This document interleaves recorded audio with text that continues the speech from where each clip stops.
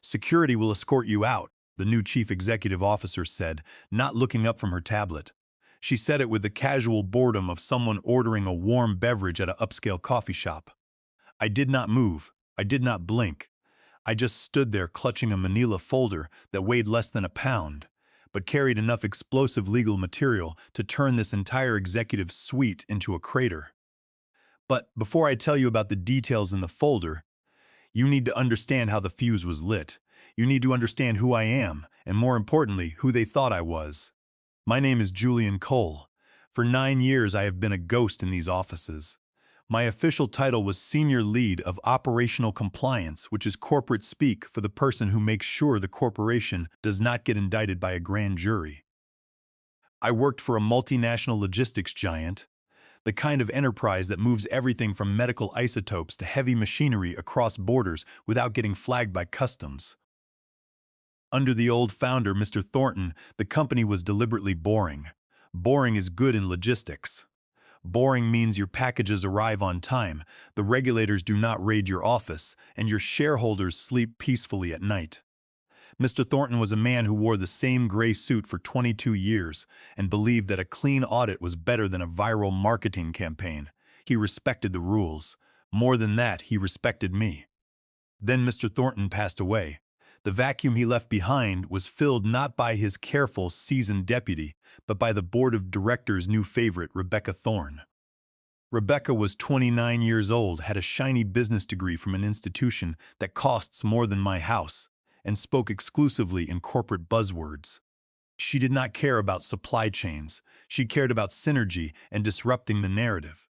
She walked in on day one wearing loud designer heels that clicked against the marble floor like a ticking clock, followed by an entourage of consultants who looked like they had been cloned in a laboratory that specialized in hair gel and overconfidence. The change was immediate and violent. It was not just a leadership change, it was a cultural evisceration. The muted beige walls were painted a stark, aggressive white. The quiet hum of productivity was replaced by the frenetic energy of brainstorming sessions that accomplished nothing but generating empty whiteboard diagrams. I watched it all from my office in the corner of the 10th floor. I am invisible to people like Rebecca. To her, I was just legacy staff, I was furniture, I was a relic of the Thornton era, probably clinging to a pension and an outdated Rolodex. She did not know that my silence was not submission. It was systematic data collection. You see, in my line of work, you learn to listen more than you speak. You learn that the loudest person in the room is usually the one with the most to hide. Rebecca was very, very loud. She held town halls where she talked about trimming the fat and pivoting to a technology-forward identity. We are a shipping company, Rebecca. We own trucks and planes. We are not a bewildered mobile application startup. But she did not want to hear that. 2 months into her tenure, the firing squad started. It was not dramatic at first, just quiet disappearances. The vice president of North American Ground Transport, gone on a Friday, his email deactivated by Monday morning. The head of customs brokerage retired unexpectedly to spend more time with his family. Rebecca was bringing in her own people. That is standard corporate rating, sure, but these new hires were entirely wrong. I started noticing it in the vendor approval logs. My department, Operational Compliance, is supposed to vet every new partner. We check for international sanctions. We check for conflicts of interest. We check for financial stability. Suddenly, requests were bypassing my desk. I would see a new invoice for a consulting firm based in the Cayman Islands that had been approved directly by the Chief Executive Officer office. I would see technology contracts awarded to companies that had existed for less than a week. I went to Rebecca's right-hand man, a guy named Nicholas, who wore vests and never made eye contact. Nicholas sat in a corner office with 4 monitors. Nicholas, I said, holding a printout of the recent logs. This vendor for the Fleet Global Positioning System upgrade. They do not have a registered registration number. They do not have a website. Who are they? Nicholas laughed, a dry, dismissive sound. Julian, you are thinking too logically, he said. We are moving fast. We do not have time for the red tape. Rebecca approved it. Just file it. It is not red tape, Nicholas, I replied. It is federal law. If we are moving hazardous materials, our tracking partners need to be certified. We are pivoting, he said, turning back to his screens. Just file it, Julian, or we can find someone who will. That was the first threat. It was subtle, but it was there. Get on board or get out. Most people would have backed down. Most people would have polished up their online resume and started looking for a golden parachute. But I am not most people. I felt a cold, hard knot form in my stomach. It was not fear. It was the sensation of a predator noticing a shift in the wind. I went back to my office and closed the blinds. I logged into my terminal, and I started doing what I do best. I did not just file it. I documented it. I began a shadow log. Every time they bypassed a protocol, I noted it. Every time they ignored a regulatory flag, I saved a copy of the override command, timestamped and digitally signed. They thought they were selling off the profitable logistics arms to fund their flashy technology initiatives. But they forgot that the higher you climb, the more unstable your footing becomes if you do not check the foundation. I closed the blinds, logged into my terminal, and did what I do best. I did not know it then, but I was already holding the weapon that would end Rebecca. It was the plastic identification badge clipped to my belt loop, the one with my photo from 8 years ago, that Rebecca had sneered at in the elevator because the laminate was peeling. She had no idea what that badge could do. The atmosphere in the office shifted from toxic to radioactive over the next 3 weeks. Rebecca was actively dangerous. Her strategy seemed to be based on the idea that if you moved money around fast enough, nobody would notice it was disappearing. The first major red flag was the coffee machine. For 14 years, a local vendor stocked the break rooms with decent coffee. One Monday, the machines were gone. In their place were sleek dispensers that required you to scan a code and watch a 10-second branding advertisement from Rebecca before it would dispense lukewarm sludge. It is about engagement, the internal memorandum said. Every cup is a touch point with leadership.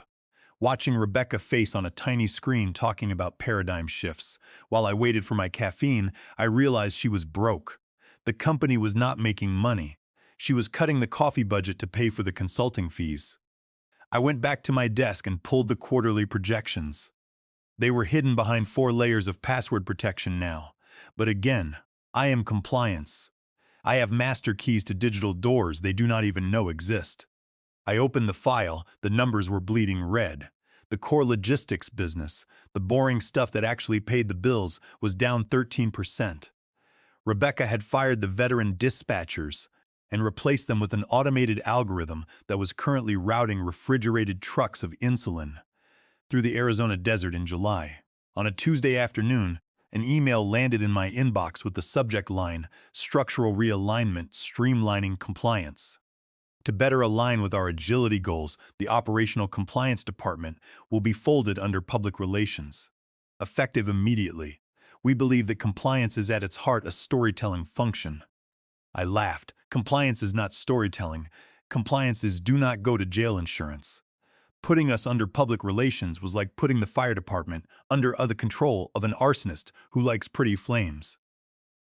It meant they wanted us to stop fixing problems and start spinning them. 20 minutes later, the summons came. Not from Rebecca, but from Human Resources. The new Human Resources director was Natalie, who looked like she was 16 and spoke to me like I was a senile relative. "Julian," she chirped, standing in my doorway without knocking. "Do you have a second? We are doing a security audit of all legacy badges." My heart did a slow, heavy thud. My badge. "My badge works fine, Natalie," I said, not looking up from my screen. I was busy mirroring my hard drive to a secure cloud server that the company did not own. "Oh, I know, but Rebecca wants everyone on the new biometric system. Keyless entry face scanning.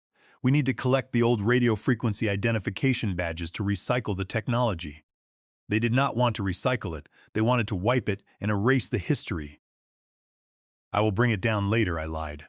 "I have a federal audit report to finish." "Well, do not take too long.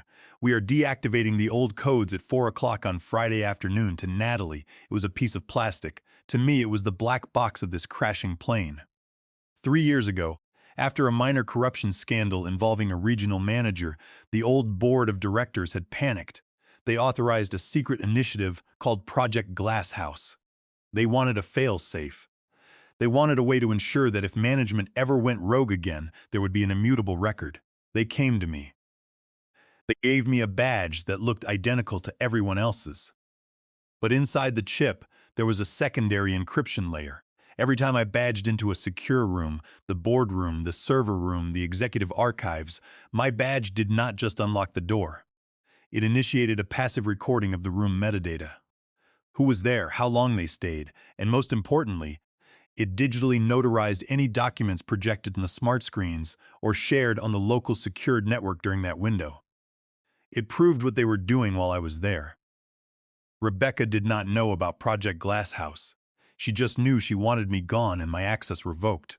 I checked the time. It was Tuesday.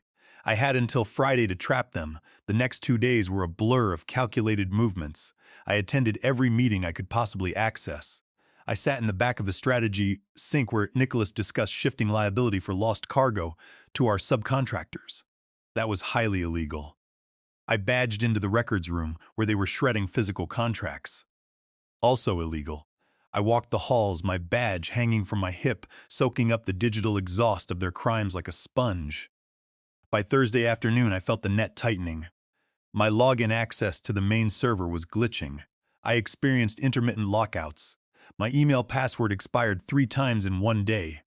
They were boxing me in, trying to frustrate me into quitting so they would not have to pay severance. They underestimated my spite. On Friday morning, the calendar invite popped up. Meeting Leadership Realignment Review. Host, Rebecca Thorne, Chief Executive Officer. Attendees, Julian Cole, Compliance, Harvey, General Counsel. Location, Boardroom Alpha. Time, 3 o'clock in the afternoon. This was it, the execution. I spent the lunch hour in a park across the street, watching the glass tower. It looked impressive from the outside, but inside it was rotting. I went back up at 2:50 in the afternoon. I stopped by the bathroom, washed my hands, and looked at myself in the mirror. I looked tired. The lights were not kind to the gray strands in my hair, but my eyes were sharp, like someone who had double-checked the parachute while everyone else was drinking champagne in the cockpit. I took the badge off my belt loop and held it in my hand, feeling the smooth plastic. Okay, I said to my reflection. Let's go get fired. I walked down the hallway toward Boardroom Alpha. The glass walls of the conference room were frosted, but I could see the silhouettes inside. Rebecca was pacing. Harvey, the general counsel, was sitting still. I swiped my badge on the reader one last time. Beep. The light turned green. The lock clicked. The system logged my entry. User, Julian Cole. Time, 2:59 in the afternoon. Status, authorized. And the hidden code in the badge whispered to the mainframe. Session started. Recording chain of custody. I pushed the door open. The air in Boardroom A was 8 degrees colder than the rest of the building. Rebecca did not look up when I entered, swiping furiously on her tablet in a performance of extreme busyness. Harvey, the general counsel, looked like he was suffering from a chronic ulcer. He would not meet my eyes, staring at the polished mahogany table as if he hoped it would swallow him. I did not sit down. There was a chair pulled out for me, the one furthest from the head of the table, but I remained standing. I placed my manila folder on the table. The sound was soft, but in the silence of the room it sounded like a gunshot. Rebecca finally stopped swiping. She did not look at me, though she looked at Harvey. Go ahead, Harvey, she said, her voice bored. She picked up a bottle of sparkling water and unscrewed the cap. Harvey cleared his throat. It sounded like grinding gears. Julian, thank you for coming in. I work here, Harvey. I did not come in. I walked down the hall, I said, my voice steady. Too steady. Harvey flinched. Right. Well, as you know, the company is undergoing a significant transformation. We are moving towards a more agile, integrated model. And in looking at the redundancies across departments, we have made the difficult decision to eliminate the standalone compliance function. Eliminate compliance, I repeated. You are firing the brakes on a speeding car. We are integrating it. Rebecca snapped, finally looking at me. Her eyes were cold, dead blue. We do not need a department of people telling us no all day. We need yes people. We need enablers. And frankly, Julian, your energy is historic. It is heavy. It does not fit the brand. My energy is historic, I said, tasting the words. Is that what we are calling adhering to federal regulations now? Historic energy. This is not a debate, Rebecca said, waving her hand as if swatting away a fly. Your role is terminated effective immediately. We are offering you 3 weeks of severance in exchange for signing a standard non-disclosure agreement. If you do not sign, you get nothing. and we will contest your unemployment claims on the grounds of performance issues. Performance issues, I said. I have 9 years of perfect reviews, Rebecca. You have been here 3 months. In those 3 months you failed to adapt, she said, smiling. It was a shark smile. You are obstructive. You are a bottleneck. You are done. She turned back to her tablet. The meeting was over in her mind. I was already deleted. Harvey has the paperwork, she said to the air. Sign it. Leave your laptop and security will escort you out. I have a strategy call in 3 minutes. Goodbye, Julian. The disrespect was breathtaking. She wanted me to feel like a confused man being put out to pasture, but I felt like a demolition expert watching the timer tick down to 0. I looked at Harvey. He was sliding a thick document toward me. The agreement, the gag order. I am not signing that, Harvey, I said softly. Rebecca sighed loudly. Harvey, call security. I do not have time for a breakdown. If he wants to leave the hard way, he can leave the hard way. Security will escort you out, she repeated, the words dripping with disdain. I reached for my belt loop and unclipped my badge. The plastic click echoed in the room. You are right, Rebecca, I said. Security should be here, but not for me. I did not hand the badge to Rebecca. I slid it across the mahogany table toward Harvey. It spun slowly, sliding over the polished wood like a hockey puck, and came to a stop right in front of his shaking hands. What is this? Rebecca asked, annoyed. Harvey, I said, ignoring her outburst. Look at the back of the badge. Look at the serial number under the barcode. Harvey looked at me, confused. He picked up the badge, flipped it over, and adjusted his glasses. He read the tiny string of numbers printed in red ink. Offboard exec 0003 Alpha. His face went from pale to the color of old ash. He dropped the badge like it was burning his fingers. Oh, he whispered. It was the sound of a man watching his career evaporate. What? Rebecca barked. What is it, Harvey? Harvey said, his voice trembling so hard the water bottle on the table vibrated. We need to delay the board meeting, and we need to get forensics in here. Why? Rebecca demanded, standing up. I smiled. Because, I said, that badge is not just a key, it is a wire. Silence is a funny thing. In a boardroom, silence usually means thinking, but this was the silence of a heart stopping.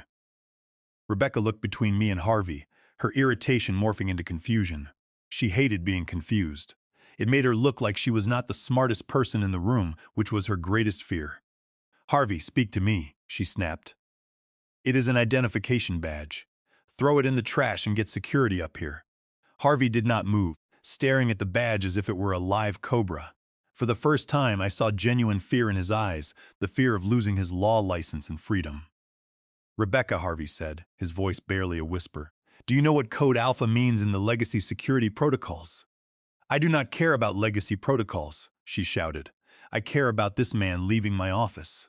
It means, Harvey continued, ignoring her, that this badge has board-level executive clearance. But more than that, it means it is a roving audit device. He looked at me. Julian, how long has this been active? Since the day Mr. Thornton passed away, I said calmly. The audit committee reactivated Project Glass House. They did not trust the transition. They wanted eyes on the ground. I am the eyes. Rebecca laughed nervously. You are lying. That is science fiction. You are a compliance officer, not a secret agent. Check the metadata, Harvey, I said. Scan it right now. You have the reader on your laptop. Harvey's hands shook as he plugged a small scanner into his laptop and swiped my badge, populating the screen with a waterfall of data. Green lines of text scrolled faster than the eye could read. What is that? Rebecca asked, walking around the table to look over his shoulder. Logs, Harvey said, his voice dead. These are entry logs, but look at the file sizes. Open the folder marked Current Session, I instructed. Harvey clicked. A window popped up. It showed the current date, the current time, and a list of active files. Audio trace active. Document notary synchronization. Agreement termination draft. PDF attendee identification. Chief Executive Officer Rebecca. General Counsel Harvey. Flag. Retaliatory termination event. You are recording us, Rebecca screeched. That is illegal. That is a felony. This is a two-party consent state. Actually, I said, leaning back against the wall, enjoying the show. Check your employment contract, Rebecca. Section 11, Paragraph C. All executive meetings occurring on company property are subject to internal monitoring for quality and compliance assurance. You signed away your expectation of privacy the day you took the job. Mr. Thornton put that clause in 14 years ago to catch people stealing office supplies. You just used it to hang yourself. Rebecca turned purple. I am the chief executive officer. I can override that. You can override future policies. Harvey corrected her, slumping in his chair. You cannot override a board directive that predates your employment, and you certainly cannot override the chain of custody on a device designated as a federal audit tool. Harvey looked at me with a mix of horror and grudging respect. You did not just log this meeting, did you? I have logged everything, Harvey, I said, for 3 months. Every time I walked into a room where you were discussing how to bypass customs regulations. Logged. Every time Nicholas bragged about paying off that inspector in Miami. Logged. Every time you, Rebecca, approved a vendor payment to that shell company in the Cayman Islands from your personal tablet while connected to the boardroom wireless network. My badge picked up the packet handshake. It verified the device identification. Rebecca froze. The color drained from her face so fast she looked like a marble statue. The Cayman Islands, she whispered. Oh, did you think encrypted meant invisible? I asked. Everything creates a digital footprint, and when you are in a room with a Class Alpha audit device, that footprint gets stamped, sealed, and uploaded to a server for which you lack the password. I pointed to the manila folder I had placed on the table earlier. That folder is not my severance paperwork, Rebecca. That is the index. Rebecca stared the folder. She reached out a hand, her fingers trembling, and flipped it open. It was not thick, just 7 pages, but it was enough. Page 1, a summary of unauthorized vendor payments totaling $3,100,000. Page 2, transcripts of conversations regarding the illegal firing of protected veteran employees. Page 3, a time-stamped log of Rebecca instructing information technology to delete subpoenaed emails. This is, Rebecca stammered. Evidence, I finished in a quiet voice. And here is the best part. I did not just save it to my hard drive. Remember that glitchy server connection I had all week? That was the system uploading the entire terabyte of data to the external audit firm the board retains in Switzerland. I checked my watch. It is 3:15 in the afternoon. The upload completed at 2:50 in the afternoon. The automated alert has already been sent to the chairman of the board. He is probably reading the summary right now. Rebecca looked at Harvey. Fix this. Fix this now. Harvey closed his laptop. He took off his glasses and rubbed the bridge of his nose. I cannot fix this, Rebecca, he said. The toothpaste is out of the tube.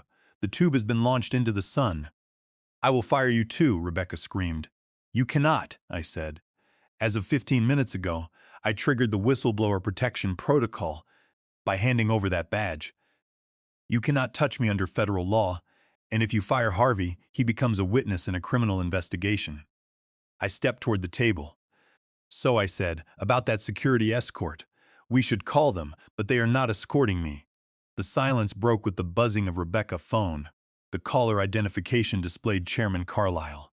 You should answer that, I suggested. He hates going to voicemail. Rebecca snatched the phone and hit decline, looking at me with pure hatred. You think a few logs are going to bring me down? The stock is up. The stock is up because you cut safety protocols, I said. That works for a single quarter. Then the regulators knock on the door. We have not done anything illegal, she insisted. It is aggressive accounting. Is it standard practice to reclassify hazardous chemical transport as general dry goods to save 12% on insurance? I asked. I have a recording of Nicholas suggesting exactly that in the strategy sync last Thursday and the approval email you sent him 2 hours later. Harvey put his head in his hands. Oh God, Rebecca, tell me you did not approve that. It is just a coding error, Rebecca lied.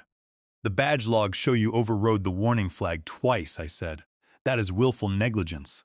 That is a go to federal prison for 7 years offense. Rebecca paced the room, her heels clicking.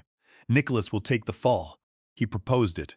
It was his initiative. Nicholas is not stupid, I said. He knew you were reckless. So, do you want to know what I found when I cross-referenced the badge logs with the server traffic? I flipped to page 4 of the folder. Nicholas has been forwarding emails to his personal account on every single directive you sent him. He has been building his own insurance policy. When the federal investigators come, he is going to flip on you so fast it will break the sound barrier. Rebecca stopped pacing. She looked at the window, then back at me. The reality was finally setting in.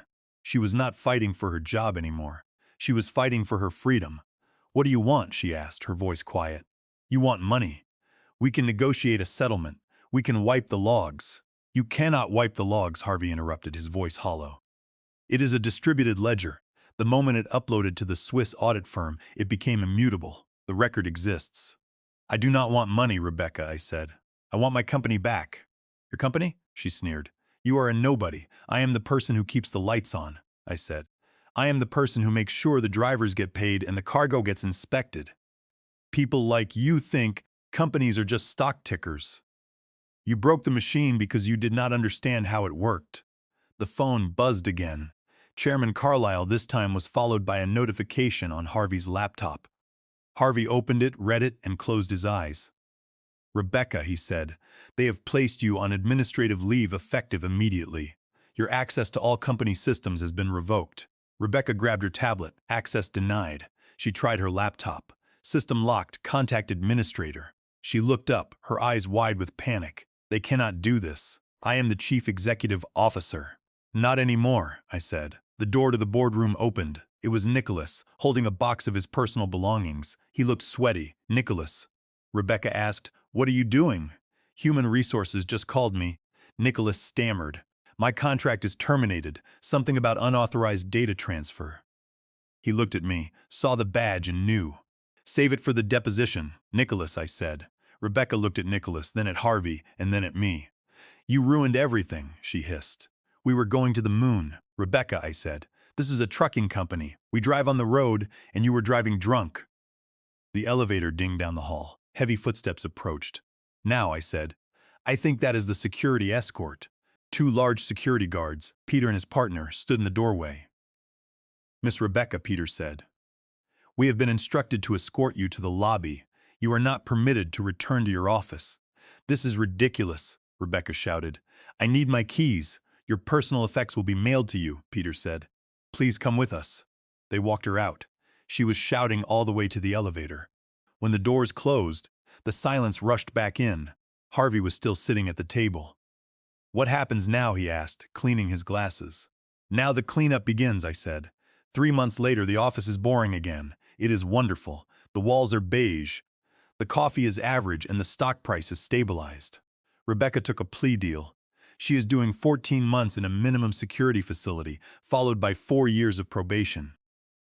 Nicholas cooperated and got off with probation and a heavy fine. As for me, the board promoted me to Chief Integrity Officer.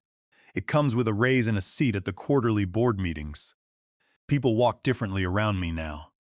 There is a rumor that I have cameras in the smoke detectors. I do not. But I am the office watchdog, and I am fine with that. Tonight, I am the last one in the building. I look out at the city. Trucks are moving. Planes are landing. The blood of the economy is flowing. It is honest work. I touch the badge on my hip. The little red light pulses once, slow and steady. A heartbeat. Watchdog active. I turn off the lights and walk to the elevator.